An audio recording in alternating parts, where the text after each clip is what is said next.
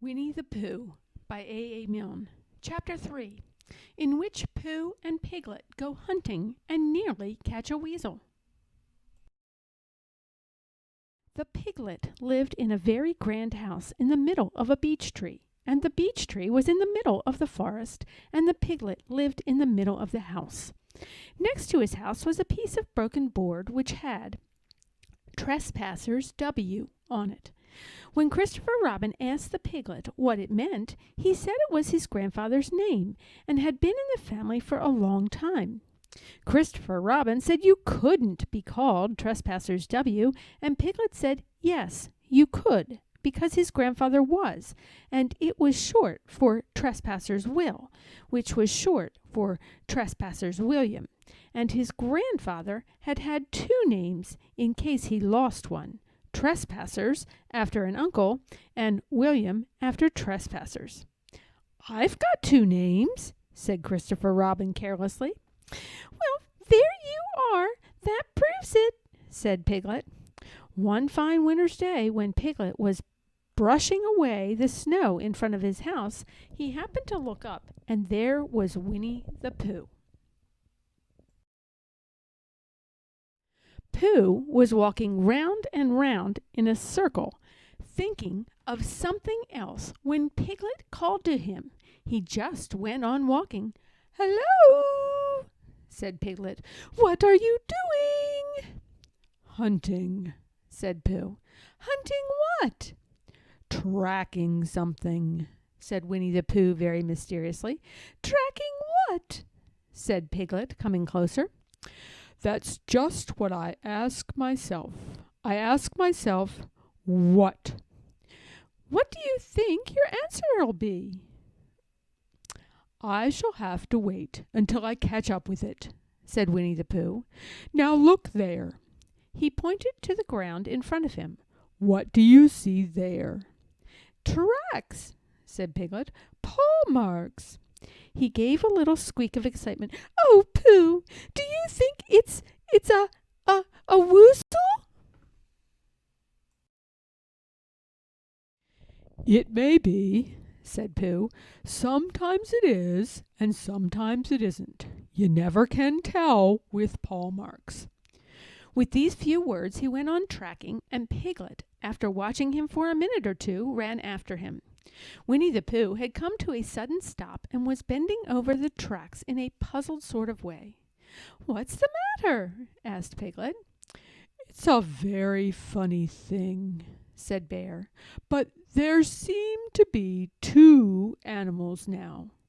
This, whatever it was, has been joined by another, whatever it is, and the two of them are now proceeding in company. Would you mind coming with me, Piglet, in case they turn out to be hostile animals?" Piglet scratched his ear in a nice sort of way and said that he had nothing to do until Friday and would be delighted to come, in case it really was a woozle. "You mean in case it really is two woozles," said Winnie the Pooh. And Piglet said that, anyhow, he had nothing to do until Friday, so off they went together.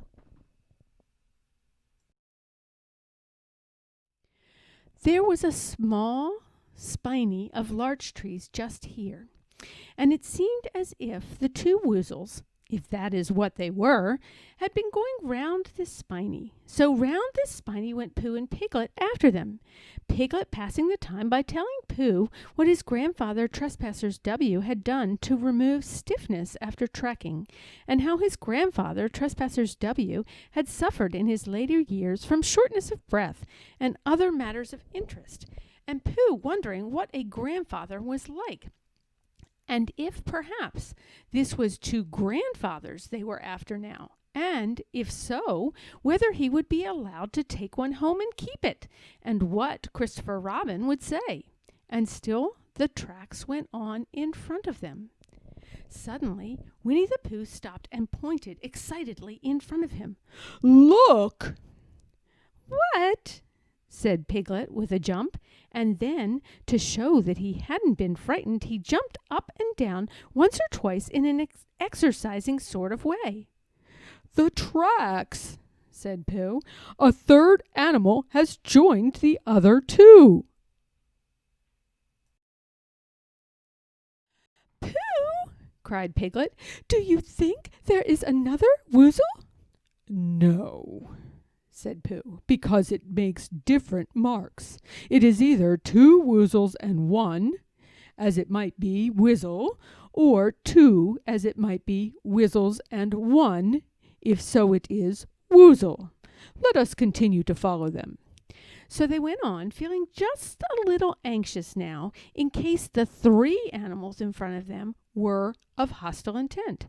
And Piglet wished very much that his grandfather T.W. were there, instead of elsewhere. And Pooh thought how nice it would be if they met Christopher Robin suddenly, but quite accidentally, and only because he liked Christopher Robin so much. And then, all of a sudden, Winnie the Pooh stopped again and licked the tip of his nose in a cooling manner, for he was feeling more hot and anxious than ever in his life before.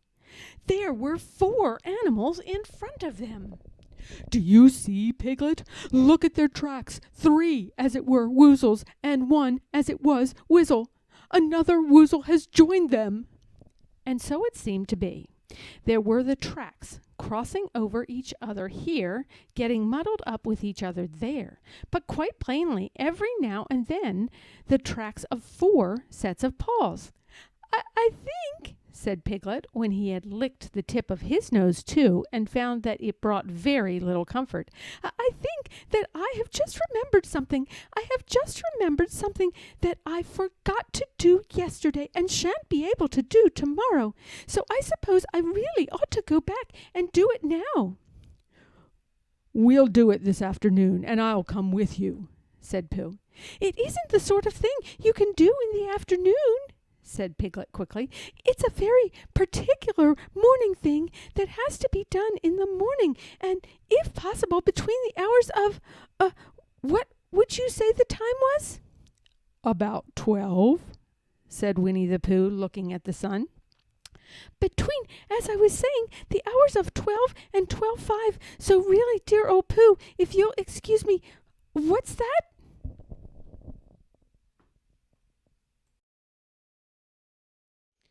Pooh looked up at the sky, and then, as he heard the whistle again, he looked up into the branches of a big oak tree, and then he saw a friend of his. "It's Christopher Robin," he said. "Ah, then you'll be all right," said Piglet. "You'll be quite safe with him. Goodbye." And he trotted off home as quickly as he could, very glad to be out of all danger again. Christopher Robin came slowly down his tree. "Silly old bear," he said. "What were you doing? First you went round the spiny tree twice by yourself, and then Piglet ran after you, and you went round again together, and then you were just going round a 4th time." "Wait a minute," said Winnie the Pooh, holding up his paw. He sat down and thought, in the most thoughtful way he could think. Then he fitted his paw into one of the tracks, and then he scratched his nose twice and stood up. "Yes," said Winnie the Pooh. "I see now," said Winnie the Pooh. "I have been foolish and deluded," said he, "and I am a bear of no brain at all." "You're the best bear in all the world," said Christopher Robin soothingly. "Am I?" said Pooh hopefully, and then he brightened up suddenly. "Anyhow," he said, "it is nearly lunchtime." So he went home for it.